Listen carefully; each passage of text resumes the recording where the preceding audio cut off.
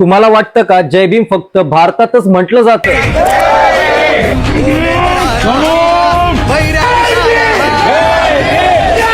मग जपानच्या या शहरात जाऊन बघा, जिथे अस्सल जपानी लोक एकमेकांना वाकून जय भीम म्हणतात. का जपानचा हा समाज बाबासाहेबांना आपला मुक्तिदाता मानतो? तर मित्रांनो, भारतात ज्याप्रमाणे अस्पृश्यता होती तशीच जपानमध्ये बुराकुमिन ही प्रथा होती. त्यांना गावात येण्यास बंदी होती.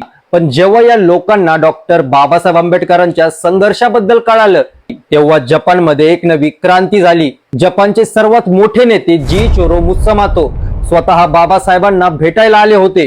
त्यांनी सांगितलं होतं की आमचा समाज तुमच्या विचारांशिवाय हा मुक्त होऊ शकत नाही. आजही तिथल्या कॉलेज शाळांमध्ये बाबासाहेबांचा इतिहास हा शिकवला जातो. आणि हो, जपानमध्ये बाबासाहेबांचा पुतळा नक्की कुठे आहे आणि जपानी लोक आजही जय भीमचे नारे का लावतात, हे सगळं सविस्तर आपण आपल्या युट्यूब चॅनलवर सांगितलं आहे. मित्रांनो, ही माहिती प्रत्येक तरुणापर्यंत पोहोचली पाहिजे. लिंक बायो मध्ये आहे, आत्ताच बघा. जय भीम, जय भारत.